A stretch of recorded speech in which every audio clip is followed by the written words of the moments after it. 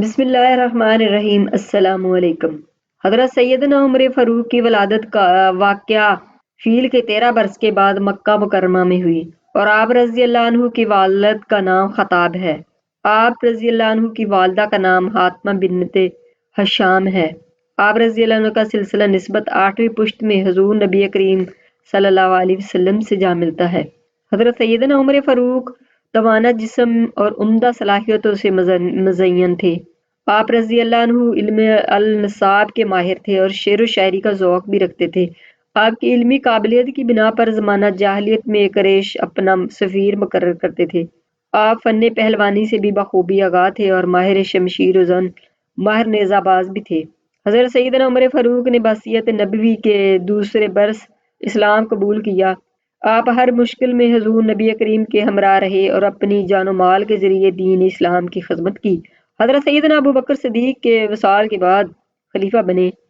آپ کے دور خلافت میں دین اسلام کی سرحدیں مشرق تا مغرب پھیل گئیں اور آپ رضی اللہ عنہ کے زمانہ خلافت میں مسلمانوں پر فتوحات کے دروازے کھل گئے۔ حضرت سیدنا عمر فاروق کے زمانہ خلافت میں ہجری سال کا آغاز ہوا۔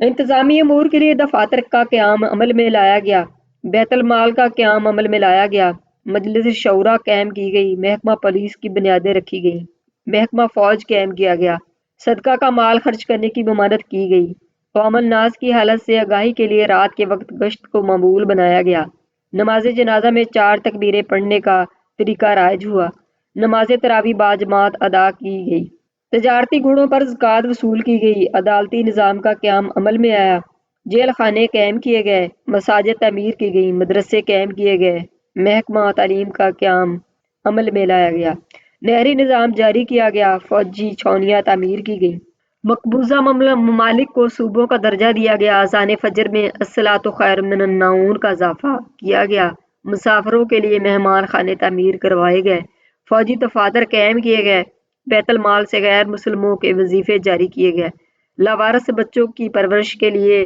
روزینوں کا اجرا کیا گیا، فوجی استقبال کا قیام عمل میں لایا گیا، فلاح کے لیے گودام تعمیر کیے گئے، اموال کی تقرریاں اور ان کے محاسبہ کا قانون بنایا گیا، زمینوں کی پیمائش اور ان کا ریکارڈ مرتب کیا گیا، دریائی پیداوار پر محصول لگایا گیا اور ایک ساتھ دی جانے والی طلاقوں کو طلاق بائن قرار دیا گیا۔ اس کے علاوہ بھی بے شمار کام تھے جن کی بنا پر آپ رضی اللہ عنہ کے دور خلافت کو منفرد حیثیت حاصل ہے۔ سیدنا عمر فاروق 27 ذی الحج 23 ہجری کو زخمی ہوئے اور وصال 1 محرم الحرام 24 بروز ہفتہ ہوا۔ بوقت وصال آپ رضی اللہ عنہ کی عمر مبارک تقریباً 63 برس تھی۔ آپ رضی اللہ عنہ کو سیدنا ابو بکر صدیق کے پہلو میں روضہ رسول صلی اللہ علیہ وسلم میں مدفون کیا گیا۔ آج کی میری ویڈیو اگر آپ کو پسند آئے تو اسے لائک اور شیئر کریں اور سبسکرائب کر لیں تاکہ میری ہر آنے والی ویڈیو آپ کو جلد حاصل ہو سکے۔ اللہ حافظ۔